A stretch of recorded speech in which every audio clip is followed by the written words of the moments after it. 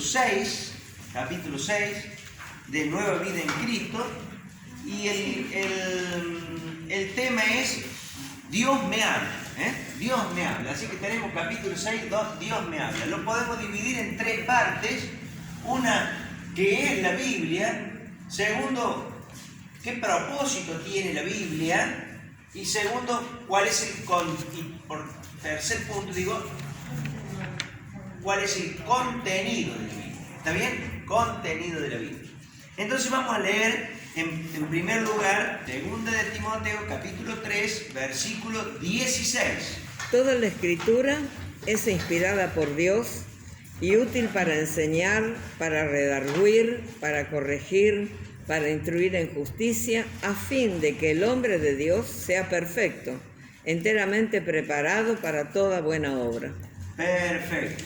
Esta versión lo dice así: toda la Escritura es inspirada por Dios y es útil para enseñarnos lo que es verdad y hacernos ver lo que está mal en nuestra vida.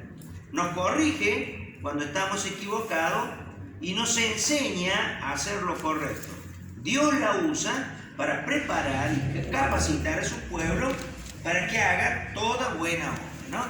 Bueno, ahí leí también el número 17. Básicamente, ¿qué es la Biblia? Es la palabra de Dios. La palabra de Dios es Dios comunicándose con nosotros. Podríamos decir que Dios se comunica con el ser humano de tres formas distintas. Primero, ¿de qué forma se revela Dios a los seres humanos? Primero, por la naturaleza. Si ustedes leen Romanos, van a encontrar que cuando nosotros vemos las cosas creadas, entendemos, ¿no es cierto?, que hay un Dios que lo creó todo, ¿no es cierto? Eso sería lo primero. Luego, las Escrituras, la Biblia. Si algo conocemos del carácter de Dios, del modo de obrar de Dios, sin lugar a dudas está escrito en la Biblia, ¿no es cierto? O sea que la Biblia es Dios mismo hablándole al ser humano, comunicándose. Y la tercera fuente de revelación de parte de Dios es Dios mismo, es decir, Jesucristo hecho hombre. Así que tenemos tres fuentes de revelación, ¿cierto? Eso no está en el apunte, pero nos sirve. Una de las fuentes importantes de revelación de parte de Dios está en las Escrituras. Cuando nosotros leemos la Biblia, leemos lo que Dios piensa, lo que Dios siente, lo que Dios considera bueno y demás, ¿no es cierto? Siempre que querramos que Dios nos hable, debiéramos buscar en la palabra de Dios. La Biblia ahí decía, toda la escritura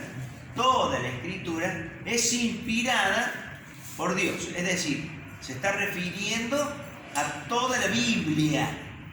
Toda la Biblia, podríamos decir, es inspirada por Dios. Ese inspirada por Dios significa soplada por Dios, significa en los originales como un barquito de vela y que el viento le va soplando y lo va llevando hacia el lugar que él quiere. Algunos dicen, escuché esta definición también, ¿qué significa inspirada por Dios? Porque la Biblia la escribieron 40 autores, ¿no es cierto? Sin embargo, 40 escritores. Alguien me contestó un día, y yo creo que está muy bien, ¿qué quiere decir inspirada por Dios? Una definición sencilla, es que Dios les dio letra, me dijo. Dios les dio letra. Es tal cual. Dios les dio letra, ¿no? Fueron inspirados por Dios. No hablaron por sí mismos, sino que lo que escribieron, lo escribieron porque fueron inspirados por Dios para escribir eso. ¿Está bien? Entonces, ¿qué es la Biblia? La palabra de Dios. Toda la escritura es inspirada por Dios. Así que ahí usted puede contestar, dice, en cuanto al origen de la Biblia, ¿qué podemos decir? Que es inspirada por Dios. En su opinión, ¿qué quiere decir inspirada? Bueno, usted puede decir algo de estas definiciones que hemos estado viendo, anotar. ¿Podría existir algún error en la Biblia? No. Por ahí hay personas que dicen hay contradicciones en la Biblia. No, en la Biblia no hay contradicciones. No hay errores, no hay contradicciones. Si nosotros interpretamos mal las Escrituras, puede que encontremos que haya alguna contradicción. Pero no es que haya una contradicción, es que nosotros entendimos mal alguna parte de las Escrituras, ¿no? Bien. Vamos a leer ahora Hebreos, capítulo 4, versículo 12, y ahí vamos a ver en qué se diferencia la Biblia de cualquier otro libro. Por ejemplo, un libro de historia, un libro de cuentos, cualquier otro tipo de libros. ¿En qué se diferencia? A ver. Porque la palabra de Dios es viva y eficaz, y más cortante que toda espada de dos filos, y penetra hasta partir el alma y el espíritu, las coyunturas y los tuétanos, y discierne los pensamientos y las intenciones del corazón. Perfecto, ¿cierto? Ahí vemos la diferencia entre cualquier libro y la palabra de Dios. Dice, la palabra de Dios es viva y eficaz. Otras versiones dicen viva y poderosa. Podríamos decir, está viva y penetra hasta lo más profundo también del ser humano, como decía las Escrituras ahí, penetra hasta lo profundo del ser. Claro, donde no llegan otras Escrituras, llega este libro, ¿no? Alguien una vez me decía, dice, yo estoy leyendo un libro así y así de autoayuda y demás. Y yo no me acuerdo que yo se lo haya dicho, pero él me dice que yo le dije, el único libro que vos tenés que leer es este. Yo no me acuerdo que se lo haya dicho, pero él lo tomó de esa manera, ¿no? Y bueno, efectivamente empezó a leer ese libro y terminó convirtiéndose, y ese libro lo ha bendecido, le ha hecho mucho bien, ¿no es cierto?, tanto a él como a su familia. Así que la palabra de Dios, la Biblia, es viva y eficaz. La palabra de Dios es viva y eficaz, penetra hasta lo más profundo del ser humano, le hace ver, discierne su corazón, le hace ver lo que está bien y lo que está mal, ¿no es cierto? Le ayuda al ser humano como no ayuda ninguna otra escritura. Por otro lado, podríamos decir que hay muchos bestsellers o libros más leídos en el mundo, ¿no? Pero el bestseller más grande es la Biblia. El bestseller más grande es la Biblia. Hay otros, pero ni por cerca se le acercan a lo que es la palabra de Dios. La palabra de Dios es el libro más leído de todos los libros en el mundo entero. ¿Está bien? ¿Cuál es el propósito de la Biblia? ¿Cuál es el propósito de la Biblia? Vamos a ver. Vamos a 1 de Pedro, capítulo 2, versículo 2. Desead como niños recién nacidos la leche espiritual no adulterada, para que por ella crezcáis para salvación, si es que habéis gustado la benignidad del Señor. Bien, ¿con qué se compara? Pregunta aquí de apunte, a la Biblia, ¿no es cierto? ¿Con qué se la compara? Con la leche, con un alimento, ¿no es cierto? También Jesús lo dijo de esa manera, diciendo, escrito está, no solo de pan vive el hombre, sino de toda palabra que sale de la boca de Dios. O sea que las Escrituras, uno de los propósitos de la Biblia es alimentar al ser humano. El ser humano no solamente vive de los alimentos nutritivos como el queso, el fiambre, la leche, la carne, el huevo, las verduras y demás, sino que necesita para funcionar bien, necesita la palabra de Dios. No puede vivir sin la palabra de Dios. Sin la palabra de Dios no piensa correctamente, no discierne entre lo que está bien y lo que está mal. Muchas cosas que están de moda y que han ido cambiando y que son ley, incluso en muchos países, no quiere decir que estén bien, están mal, son mal. Sin embargo, el que conoce la palabra de Dios puede discernir si eso está bien o está mal. ¿Sí? ¿Se entiende? Perfecto. Entonces, la palabra de Dios, ¿qué hace? Alimenta al ser humano, le hace pensar correctamente, le hace distinguir entre lo que está bien y lo que está mal.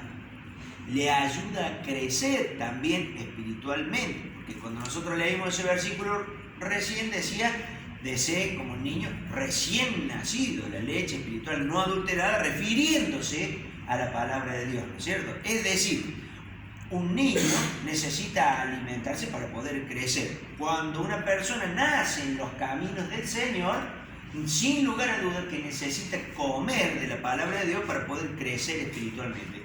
Por eso es que todas las escrituras nos incentivan a que estudiemos las escrituras, que las estudiemos, que las leamos y que las estudiemos continuamente, ¿no? En Josué, capítulo 1, hay una orden ahí de parte de Dios que dice, estudia, algunas Biblias lo traducen de esta manera, estudia constantemente este libro de la ley. Estudia constantemente este libro de la ley. No es que hicimos un curso alguna vez y con eso ya es suficiente, o con que escuché algo y ya está bien. Tiene que estar implantado en el creyente el estudiar las escrituras, el ir conociendo todos los días las escrituras y no cansarse de estudiar. Yo comencé a estudiar la Biblia a los 19 años y hoy estudio la Biblia. Hoy estoy estudiando la Biblia y ya tengo mucho más que 19. Bien. Vamos al Salmo 119, 105. Lámpara es a mis pies tu palabra y lumbrera a mi camino. Lámpara es a mis pies tu palabra y lumbrera en mi camino. Acá tenemos dos conceptos importantes a tener en cuenta. En primer lugar, nos dice que en nuestra vida el mundo por el cual atravesamos no es totalmente claro. Es un lugar oscuro, un lugar un poco tenebroso, un lugar en que nos hace falta una lámpara, un lugar en el cual nosotros podemos tropezar. Dicho de otra manera, un mundo en el cual podemos equivocarnos y podemos equivocarnos y dañarnos. Si uno camina en la oscuridad, no cabe ninguna duda que en algún momento tropieza y se daña, ¿no? Bueno, la Biblia dice que la Biblia misma para el creyente es una linterna, una lumbrera en el camino, ¿no es cierto? Básicamente nos da un panorama mejor, nos hace tener luz en cuanto a cómo vivir y a cómo movernos. Dicho de otra manera, nos guía en la vida de la forma correcta, nos guía en la vida de una forma correcta. Dice, vivimos, dice el apunte, en una época de confusión. Hay muchos maestros, iglesias, amigos que nos quieren aconsejar. ¿Cómo sabremos cuál tiene la verdad? Dios nos dio la Biblia precisamente para esto, para alumbrar nuestras mentes y evaluar a los consejos que nos dan. Acá cabe destacar que muchas religiones incluso usan la Biblia. Yo puedo tomar un versículo de la Biblia, una pequeña parte de la Biblia, Y con eso formar una doctrina y enseñar eso y no enseñar el resto, ¿verdad? Y mantener a las personas en cierta ignorancia de las otras partes de las escrituras. No, el alumno tiene que, el creyente, tiene que conocer todas las escrituras. La tiene que conocer completa a las escrituras. Tiene que estudiar y tiene que corroborar en las escrituras si lo que le dicen es cierto o no es cierto. Vamos a ver que cuando Pablo predicaba a los hermanos en Berea, estos hermanos verificaban en la Biblia justamente que Pablo les estuviera predicando la verdad, que lo que les estuviera diciendo estuviese de acuerdo con las escrituras. ¿Está bien? Así que vamos ahora a Hechos, capítulo 17, versículos 10 y 11. Inmediatamente los hermanos enviaron de noche a Pablo y a Silas hasta Berea, y ellos, habiendo llegado, entraron en la sinagoga de los judíos. Y estos eran más nobles que los que estaban en Tesalónica, pues recibieron la palabra con toda solicitud, escudriñando cada día las escrituras para ver si estas cosas eran así. Perfecto. Verificaban o escudriñaban en las escrituras, verificaban de que lo que les estuviesen enseñando estuviera en las escrituras, fuera palabra de Dios. ¿Está bien?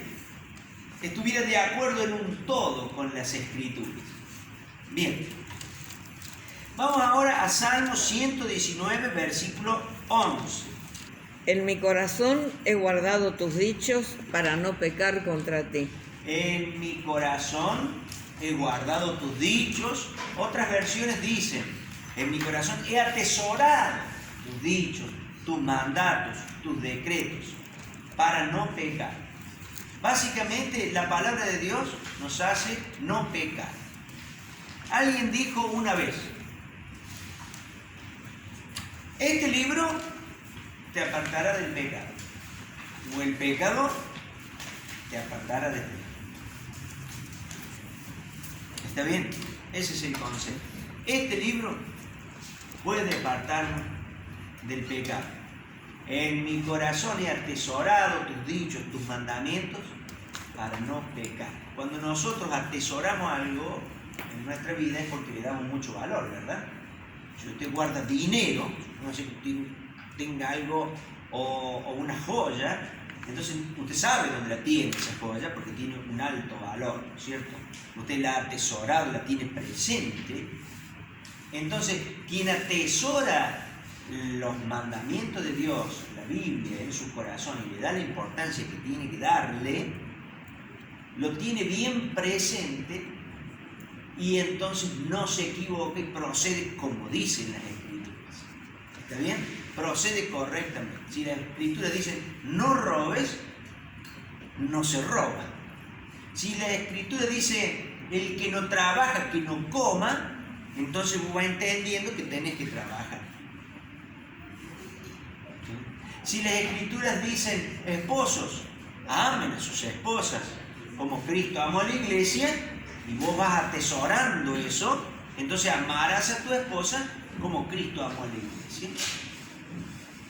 Dice, esposos, seanle fieles a sus esposas, a la esposa de su juventud, a la mujer de tu pacto, dice así, Malaquías. Entonces, si nosotros hemos atesorado eso, sabemos que de esa manera es que hay que proceder. Por eso, he atesorado tus dichos para no pecar. Las Escrituras, la Biblia, nos ayuda a no pecar. Así que ahí tenemos otro propósito más de las Escrituras. Entonces, el primer propósito era que nos alimentaba, el segundo era el que nos guiaba en nuestra vida, y este tercero podríamos decir que nos ayuda a no pecar.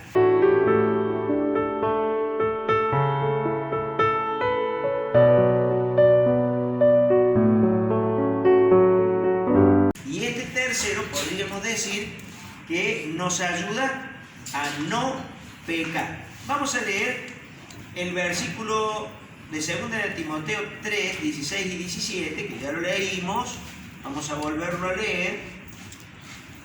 Toda la Escritura es inspirada por Dios y útil para enseñar, para redarguir, para corregir, para instruir en justicia, a fin de que el hombre de Dios sea perfecto, enteramente preparado para toda buena obra. Perfecto. El versículo 17 dice: las Escrituras nos enseñan lo que está bien y lo que está mal, nos corrigen, nos instruyen en lo verdadero y lo que es falso, nos da un montón de enseñanzas a fin de que estemos preparados para toda buena obra. Básicamente nos ayuda a crecer las Escrituras. La Biblia nos ayuda a crecer espiritualmente, ¿no?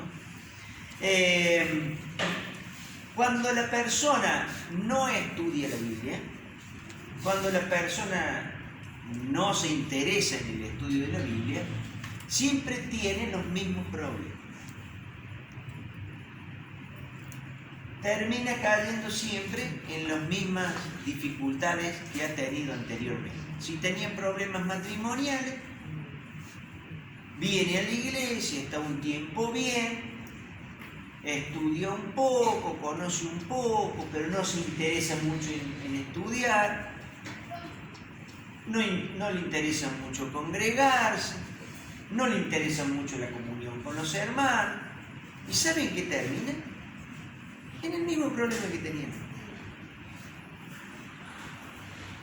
Casi le diría que esto que estoy diciendo tiene un 99% de veracidad, ¿no? Es decir, termina cayendo la persona porque no puede crecer para vencer el pecado y no crece espiritualmente. La persona está siempre desnutrido, siempre está sin crecimiento espiritual. Siempre el pastor le tiene que estar diciendo 1001 vez la misma cosa.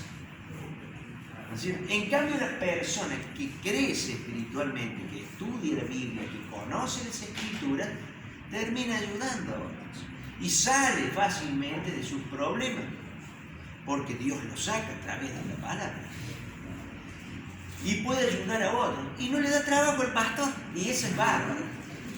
¿Se dan cuenta? Bien, hay un cuadrito que dice: el que se deja guiar por la Biblia será enteramente preparado, capacitado para toda buena obra. Y hay una advertencia ahí. Dice: tenga cuidado con alguien que le dice que la Biblia no es suficiente y la exhorta a buscar en sueños y revelaciones adicionales a la Biblia. La Biblia es completamente suficiente para orientarlo en su vida cristiana. Esto es importante saberlo también, ¿verdad? ¿Saben por qué? Porque mucha gente se guía por lo que siente o por lo que sueña. Capaz, anoche comió un gran locro y se acostó y soñó de todo, ¿cierto? Hasta por los porotos del locro, del gran locro. Entonces, a la mañana se levanta y dice: ¿qué querrá decir este sueño? Y por ahí no quiere decir nada ese sueño. Quiere decir que te comiste el locro, ¿no es cierto? Entonces inventa un montón de cosas. Y como no sabe las Escrituras, dice: Dios me está diciendo esto. O hay otras personas que basan su vida cristiana en sentimiento. Entonces dicen: yo siento esto. Yo les digo: miren, no sientan tanto a los hermanos. Yo les digo: no me vengan con tanto sentimiento. Así lo que dice acá, perfecto, ya no hace falta sentir tanto. No hace falta sentir todos los días algo, ¿no es cierto? Porque hay que ver si lo que nosotros sentimos está en correspondencia con las Escrituras o no. ¿Está bien? Yo siento que el Señor me ha revelado esto. Guarda, porque el Señor me ha revelado. Nosotros tenemos la palabra de Dios que dice el versículo 17, a ver, ¿me lo podés leer nuevamente? Ahí vemos para qué sirve. Toda la escritura es inspirada por Dios y útil para enseñar, para redarguir, para corregir, para instruir en justicia, a fin de que el hombre de Dios sea perfecto, enteramente preparado para toda buena obra. Para que el hombre de Dios sea perfecto. Perfecto. Enteramente preparado para toda buena obra. Esta es una gran verdad, dicho que la Biblia es totalmente suficiente. Pero hay otra verdad más en ese versículo escondido. Es que la Biblia es necesaria y suficiente. Necesaria y suficiente. O sea, yo necesito conocer la Biblia para estar enteramente preparado para toda buena obra. Y con ella me es suficiente. ¿Está bien? Es necesario y es suficiente con la Biblia. No hace falta que yo lea el libro que escribió tal o cual, o el pensamiento de tal o cual pastor, profeta, apóstol, mediático y demás. No hace falta la palabra de Dios. Por otro lado, ocurre que muchas veces nosotros le decimos a las personas: hermano creyente, usted debiera estudiar la Biblia. Y él me dice: no, yo ya hice un curso para líder, por ejemplo, ¿no? Entonces, yo ya puedo ser líder porque hice un curso en el año 1998, un curso para líder. Le digo, entonces yo le contesto: el único curso para líder es este. Es necesario y es suficiente, pero es necesario. No es que vamos a hacer un cursito y ya podemos ser líderes.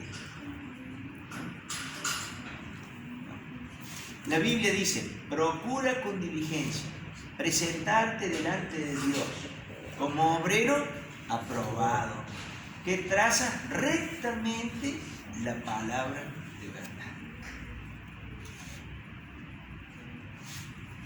Bien, vamos ahora a lo que sería el tercer punto, que es el contenido de la Biblia. El contenido. ¿Qué contiene la Biblia? De cómo está distribuida la Biblia, qué es lo que contiene, cuáles son los libros de la Biblia. Ustedes saben bien que la Biblia es una suma de libros, ¿no? Entonces, tenemos dos grandes divisiones. En el Nuevo Testamento tenemos 39 libros. Se lo divide de esta manera: el Pentateuco o la ley, que son 5 libros, los escribió Moisés. Penta de 5 y Teuco de libro, 5 libros, Pentateuco. Luego tenemos los libros históricos que nos hablan de la historia del pueblo de Israel y demás, y que son 12 libros. Luego tenemos los libros poéticos como Job, Salmos, Proverbios, Eclesiastés, Cantares, que son 5 libros. Y luego tenemos, por último, los libros proféticos. Estos libros proféticos se los dividen en dos grandes ramas. A unos se los llaman profetas mayores y a otros menores. Hay 5 libros que se los denomina profetas mayores, que han escrito más extensamente, excepto Daniel, que es corto. Y después tenemos los profetas menores, ¿cierto? Así está constituido el Antiguo Testamento. El Antiguo Testamento del pueblo de Israel, el que usan hoy, es exactamente igual que este. ¿Está bien? Tiene este mismo contenido. Cuando Jesús vino a la tierra, ya estaba esta compilación de libros, porque se había traducido la Biblia del hebreo al griego. Lo habían hecho 70 judíos, eruditos en las escrituras, y que habían y que la llamaron a esa traducción la Septuaginta. Fue traducida entre el año 280 y el 214 antes de Cristo. O sea, que cuando Cristo vino, ya estaba compilado en forma completa todas las escrituras del Antiguo Testamento. Todo el canon del Antiguo Testamento había sido cerrado ya, ¿no? Después se agregaron algunos libros que incluso agregó la Iglesia Católica y les llamó libros deuterocanónicos o no canónicos. Básicamente, libros no inspirados por Dios. Y se los agregó a la Biblia. En algunos momentos agregó libros, en otros momentos sacó y en otros momentos volvió a colocar algunos libros. Nosotros quedémonos tranquilos. Nuestro Antiguo Testamento, el que usted tiene ahí en la Biblia, es el mismo Antiguo Testamento que tienen los judíos hoy y que tuvieron siempre. El mismo Antiguo Testamento que estaba vigente cuando Jesucristo vino a esta tierra. Y Jesucristo dijo un montón de cosas acerca de los judíos y demás, pero nunca le llamó la atención por no haber preservado correctamente las Escrituras. Si hubiesen olvidado de algún libro, sin lugar a dudas, Jesús les hubiera llamado la atención. Por eso usted quédese tranquilo que su Antiguo Testamento es el mismo Antiguo Testamento que tiene el pueblo judío o el pueblo de Israel. ¿Está entendido eso? Es importante entender. ¿De qué sirven esos libros deuterocanónicos? Bueno, como puede servir cualquier otro libro, puede servir como un apoyo histórico, como alguna cuento de alguna parte, alguna historia, pero no es palabra de Dios, no es palabra inspirada por Dios. ¿Está bien? Bien. Cabe destacar también que Jesús jamás citó un libro deuterocanónico mientras estuvo en su ministerio. Jamás citó un libro deuterocanónico, ¿no? Bien, eso es en cuanto al Antiguo Testamento. Y después tenemos la otra gran división que es el Nuevo Testamento, que comienza con 4 evangelios, Mateo, Marcos, Lucas y Juan, que nos hablan del ministerio de Jesucristo en la tierra. Cuando Jesús asciende a los cielos, los apóstoles empiezan y comienza aquí la iglesia con la llegada del Espíritu Santo a la tierra, se da comienzo a la iglesia, y todo eso se relata en el libro de los Hechos de los Apóstoles. Por eso es un libro histórico. Así que nosotros dentro del Nuevo Testamento tenemos 4 libros que son los Evangelios, después un libro que es histórico que se llama Hechos de los Apóstoles, y luego tenemos epístolas, o lo que es lo mismo, cartas, ¿verdad? Cuando los apóstoles iban fundando iglesias en distintos lugares, como por ejemplo Pablo, que hizo varios viajes misioneros, fundaba iglesias en distintos lugares. Entonces después dejaba allí encargados en esas congregaciones y les llegaban noticias de que había algún problema, algún defecto, alguna situación que no sabían cómo controlarla. Entonces Pablo escribía cartas, ¿no? Los apóstoles escribían cartas. Así tenemos que Pablo escribió 13 cartas a las cuales se les llama cartas Paulinas. Se les llama cartas Paulinas porque las escribió Pablo, ¿verdad? Y luego vienen 8 cartas que son cartas generales, como Hebreos, Santiago, Primera, Segunda de Pedro, Primera, Segunda, Tercera de Juan y Judas. Ahí tenemos las cartas generales. Y por último tenemos un libro que es un libro profético, que es Apocalipsis, que todos ustedes conocen.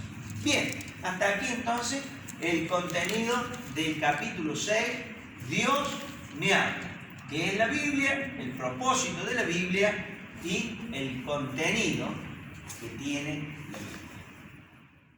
Si usted nunca ha recibido a Cristo como su Salvador y Señor, yo le invito a que hagamos esta oración juntos. Padre eterno, me dirijo en oración a ti para decirte que reconozco que soy un pecador, que me arrepiento de mis pecados, perdóname, Señor, y creo que tu Hijo Jesucristo es el único Salvador y ha muerto por mis pecados. Le recibo a Jesús como mi único Salvador y Señor. Escribe mi nombre en el libro de la vida. En el nombre de Jesús. Amén.